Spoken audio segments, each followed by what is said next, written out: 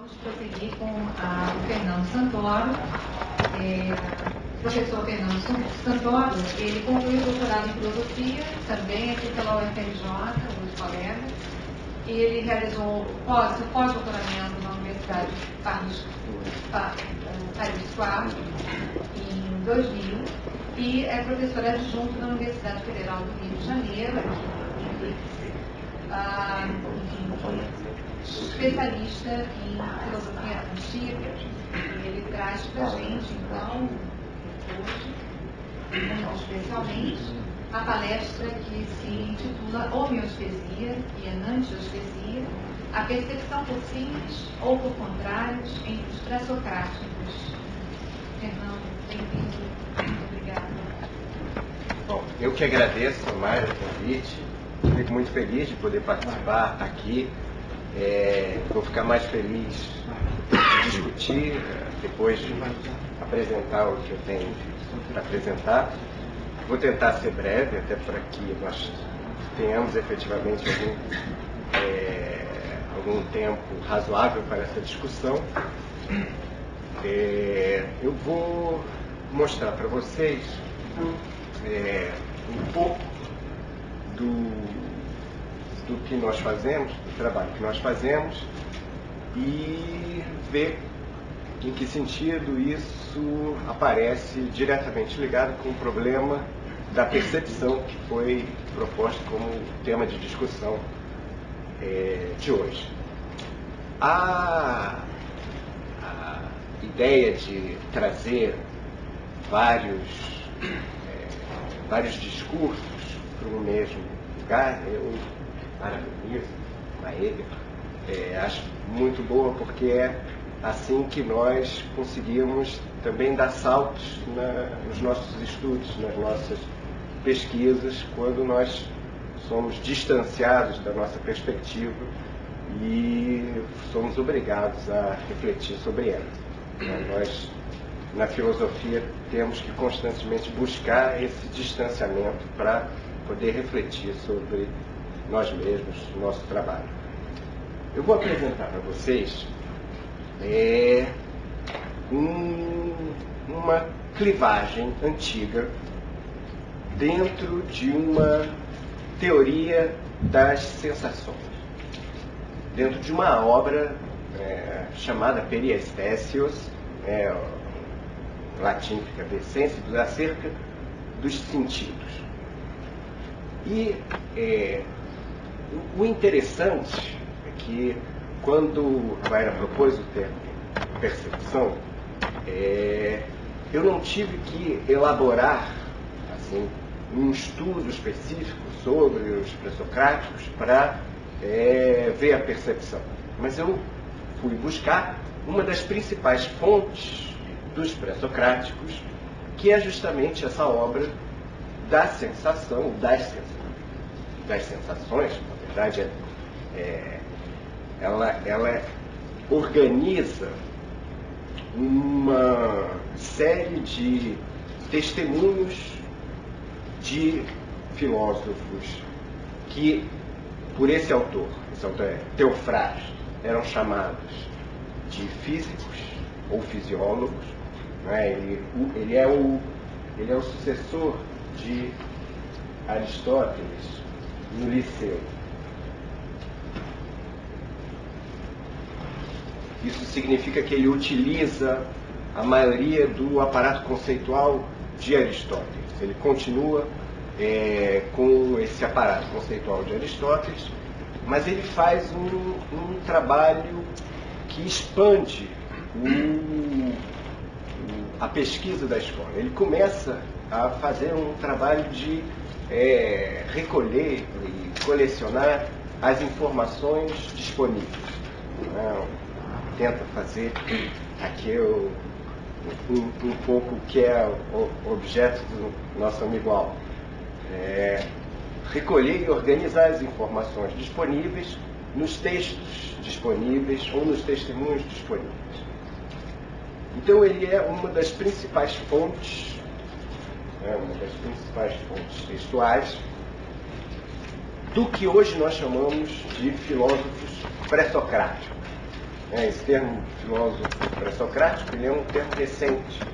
Ele depende de uma obra de um filólogo alemão, cuja primeira versão, a primeira edição é de 1901, 1903,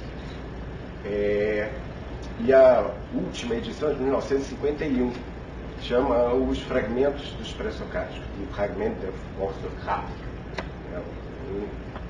Uma coletânea em que esse filólogo foi recolhendo as citações de filósofos anteriores a Platão. Por que esse marco? Platão, porque a partir de Platão nós temos obras definidas, bem estabelecidas. Nós temos os diálogos, às vezes falta um pedaço, às vezes falta alguma coisa, mas em geral a obra completa, né, a obra do autor está bem delimitada. E antes de Platão nós não temos realmente nenhum filósofo que deixou diretamente a sua obra num texto bem definido, bem delimitado. Então, os filósofos anteriores a Platão são conhecidos por citações de filósofos ou de gramáticos ou de médicos ou das mais diversas origens que de alguma forma citam esses filósofos. Então é a partir das citações dos diálogos de Platão que nós começamos a ter os textos desses filósofos pré-socráticos.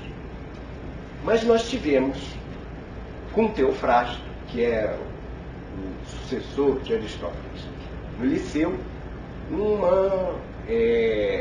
projeto, uma primeira empresa de caráter organizador da informação, que buscou recolher as diversas opiniões dos filósofos anteriores a Platão, que Aristóteles e ele também Teofrasto chamava de physikoi ou physiologoi, aqueles que tratam da physis, da natureza, ou aqueles que discorrem acerca da physis, da natureza, e que era como Aristóteles e ele Teofrasto também entendem isso, que está a origem dos discursos filosóficos, onde estão os primeiros filósofos. E Teofrasto montou um livro chamado Physicon Doxen, as opiniões dos que trataram da natureza, as opiniões dos naturalistas. Ele organizou esse texto, que nós também não recebemos, nós não temos esse texto, esse livro completo, ele não chegou até nós, também essa coletânea. O que chegou até nós ou são alguns trechos dessa coletânea ou citações dessa coletânea em autores posteriores. Então, quando nós vamos pesquisar os pré-socráticos, normalmente nós estamos muito distantes dos textos, nós estamos textualmente muito distantes dos próprios filósofos. Nós encontramos, às vezes, a primeira citação de um filósofo que viveu no século VI antes de Cristo, num texto de um comentador, de um filósofo do século VI depois de Cristo. Então, às vezes, nós encontramos num comentário a um texto de Platão ou a um texto de Aristóteles uma citação de um autor pré-socrático, e essa citação em geral foi tirada desse texto de Teofrasto, que é um filósofo do século III antes de Cristo.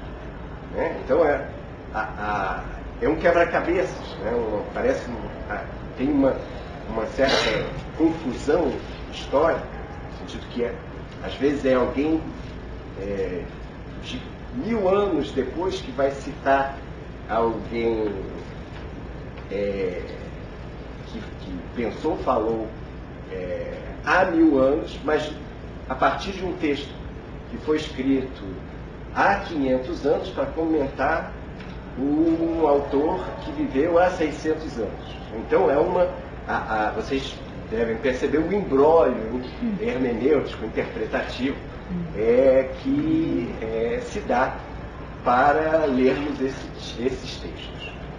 Mas, como eu dizia, o interessante é que do que nos sobrou, né, dos textos que nós temos, do que nos sobrou dessa obra de Teofrasto, a parte mais importante, quer dizer, que tem mais conteúdo, mais texto, era justamente uma seção que era acerca das sensações ou das percepções nesses filósofos. E vocês vão ver, pelos exemplos que eu vou mostrar aqui, que nem sempre é claro, evidente, que o filósofo está falando de sensação ou de percepção. Às vezes isso está mais claro, às vezes a gente tem que duvidar até do fato de estar mais claro, porque às vezes está mais claro porque Teofrasto, que organizou a sessão, já está arrumando os textos e os ditos do filósofo para se enquadrar naquela clivagem. Então, eu quero que vocês observem duas coisas principalmente. Assim, primeiro, a estranheza dos textos mesmo.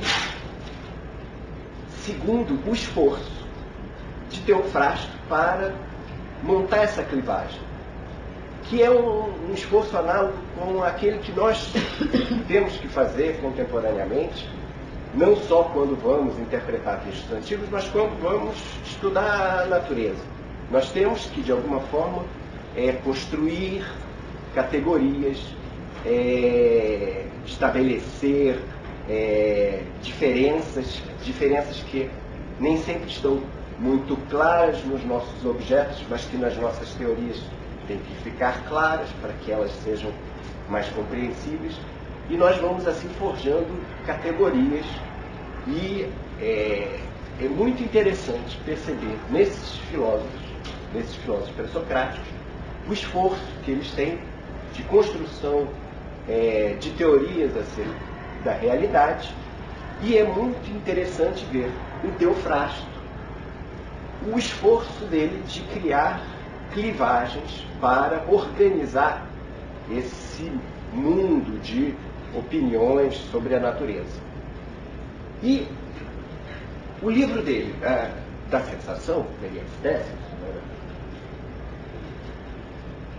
ele é organizado numa clivagem categorial entre aqueles filósofos que, segundo Teofrasto, defendiam que as sensações e que a fisiologia da percepção se efetuava pelos semelhantes, e, por outro lado, os filósofos que entendiam que a percepção se dava pelos opostos, pelos contrários, enantiotes.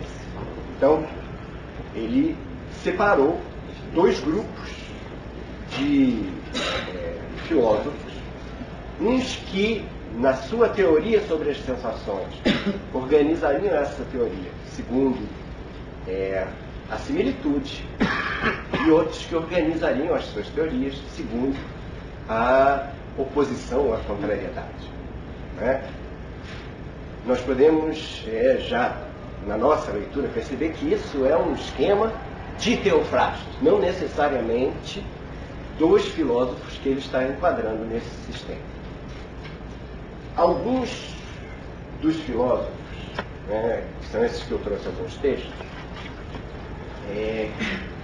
entre os homeostesistas, aqueles que entendiam que a percepção, a sensação se dá pela similitude, nós encontramos entre esses filósofos, citados por Teofrasto, Parmênides, Empédocles, Demócrito, entre outros. Selecionei alguns para caber no tempo. Entre os enantioestesistas, né, os que entendem que a sensação se dá pelos contrários, nós temos Heráclito e Anaxágoras. Um outro detalhe, muitas vezes os textos que eu vou mostrar para vocês e os que nós temos sobre as sensações são oriundos dessa obra mesmo de Teofrasto, que organizou as sensações. Mas às vezes, como a obra mesma não nos chegou completa, o que nós sabemos desses filósofos não chegou por Teofrasto, ainda que nós saibamos que ele os classificou entre os que compreendem a sensação por similitude ou por contrariedade. Né? Então, quando eu for mostrar os textos dos filósofos, eu vou mostrar a fonte que nós temos. Às vezes são múltiplas. Quando a fonte é de Teofrasto, eu vou marcar. Quando a fonte não é de Teofrasto, vai aparecer que não é de Teofrasto, eu vou explicar um pouco isso também. Então, vejam aqui o texto que aparece no Tratado da Sensação, na coletânea, na parte da coletânea da Sensação, de Parmênides, né, atribuído a Parmênides, né, uma citação que Teofrasto atribui a Parmênides, e que, segundo ele, indica que Parmênides percebia que a percepção se dava por similitude. Né? Podemos ler: assim como a cada instante tem-se uma mistura de membros retorcidos, assim também se apresenta o pensamento aos homens, pois é o mesmo o que discerne pela natureza dos membros dos homens para todos e para tudo, pois o pleno é pensamento. O texto em si mesmo, ele é estranho, e ele não se mostra como uma teoria da percepção. Ele fala de membros, de um discernimento pelos membros, mas ele está falando, antes de tudo, do pensamento, do conteúdo do pensamento. E o fato de, nesse texto, aparecer o termo autós, o mesmo, faz com que Teofrasto o coloque entre os que entendem que a sensação se faz pelo mesmo. Eu não vou entrar aqui em detalhe sobre a teoria da percepção de Parmênides, e sequer se ele tem uma teoria da percepção. Eu quero mostrar justamente a estranheza e a desenvoltura também com que o filósofo que está coletando os textos faz muito tranquilamente essa clivagem de sensação pelos semelhantes ou pelos opostos.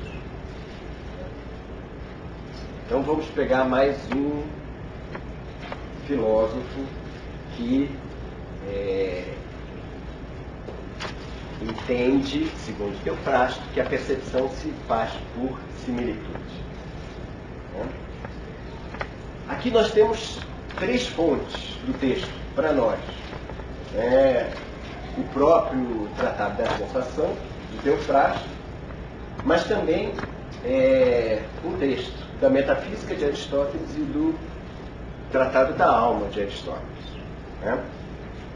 Nós não temos todo o texto de Teofrasto, mas os outros textos da Metafísica e do Tratado da Alma se aproximam, se encaixam muito bem com a parte de Teofrasto. Então é muito possível que eles estivessem juntos no poema original de Empédocles. Detalhe, os que tratam da natureza, até aqui, escrevem em versos homéricos. Tanto Parmênides quanto Empédocles fazem seus tratados acerca da natureza em versos homéricos, né? Estão pensando muito mais na transmissão oral do que na transmissão escrita, né? Então vamos ver o que diz Empédocles. Pois destes todos se constituíram harmonizados, e por estes é que pensam, sentem prazer e dor. Quanto se tornaram diferentes, tanto neles sempre o pensar diferentes coisas ocorre. Pois com terra vemos terra, com água vemos água, com éter divino e com fogo aniquilante, afeição com afeição e ódio com ódio lúgubre.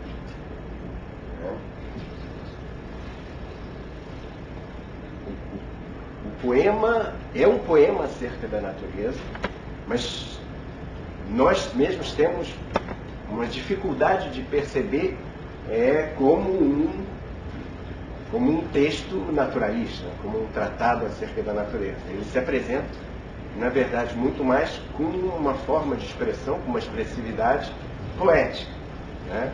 Mas nessa expressividade poética é que os primeiros filósofos passavam as suas teorias naturalistas mesmo. Então, Aristóteles e Teofrasto, eles estão corretos também quando eles estão vendo teorias naturalistas nesses poemas, né? No poema de Parmênides, por exemplo, nós temos a primeira referência ao conhecimento astronômico de que a luz da Lua é a luz do Sol refletida, né? Num dos mais belos versos da poesia grega. Mas as coisas estão misturadas e muito também em função do meio de transmissão da informação, porque o conhecimento ainda não se transmite de maneira predominantemente escrita, mas oral. Então, se você quer passar um conhecimento, você tem que fazer realmente um poema que possa ser lembrado e não apenas uma informação que possa ser guardada. Bom, vou passar adiante. Nós temos outro da seção dos homeostesistas, Demócrito, né? Por convenção existe o doce e por convenção o amargo. Por convenção o quente, por convenção o frio. Por convenção a cor.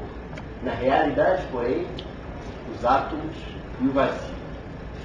Nós, porém, realmente nada de preciso aprendemos, mas em mudança, segundo a disposição do corpo e das coisas que nele penetram e chocam. Então, ele também, como entende que a realidade é composta de átomos plenos e vazio, a percepção seria por similitude, não por contrariedade. Agora nós entramos nos que na clivagem de Teofrasto aparecem como entendendo a percepção por oposição, por opostos, né? Agora, Heráclito, nenhum dos fragmentos, nenhum dos textos que nós temos de Heráclito provém do Tratado da Sensação de Teofrasto. Então, nós colhemos um pouco a revelia do próprio Teofrasto, alguns fragmentos de Heráclito que possam se adequar a essa teoria de Teofrasto de que Heráclito entendia a percepção pelos contrários, né? Na verdade, porque ele percebe toda a realidade como funcionando pela relação polêmica e harmônica dos contrários. Então, eu selecionei 3 fragmentos.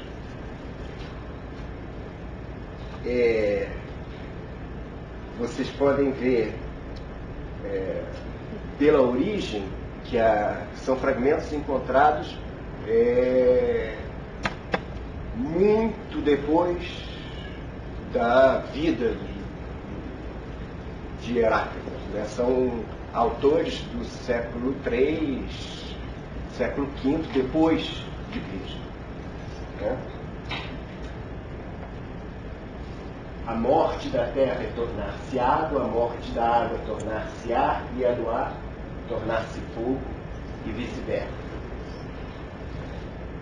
De modo que a relação de troca da percepção também seria mudando a natureza de um polo para o seu polo oposto. A doença faz da saúde coisa boa e agradável, a fome da saciedade, a fadiga do repouso. Também nós percebemos determinada situação a partir da situação contrária. E o frio se esquenta, o vento se esfria, o úmido seca, o seco se umidifica. Por último, aquele que aparece como tendo um texto ou uma teoria mais próxima do que hoje nós diríamos ser uma teoria acerca da percepção, um estudo fisiológico dos órgãos sensíveis. Mas nós vamos perceber que o discurso é um discurso indireto, ou seja, aqui Teofrasto não está citando Anaxágoras, que é o filósofo que tem essa teoria, mas está reportando a sua teoria. Está dizendo como Anaxágoras pensava a percepção. De modo que, por essa transmissão indireta, nós também podemos perguntar se é Anaxágoras mesmo que construiu uma teoria já tão organizada da sensação, ou se é Teofrasto que está já interpretando no seu discurso indireto os poemas, os ditos de Anaxágoras, segundo esse modelo da clivagem da percepção por similitude ou por contrariedade. Então diz Teofrasto de Anaxágoras. Anaxágoras afirma que a sensação nasce dos contrários, pois o semelhante não é afetado pelo semelhante. Ele tenta tratar de cada sensação em particular. Vemos pelo reflexo na pupila, mas não há reflexo ao que é da mesma cor, mas ao diferente, pois para muitos durante o dia, para alguns durante a noite, existe o que é de cor diferente. Por isso então vemos com acuidade.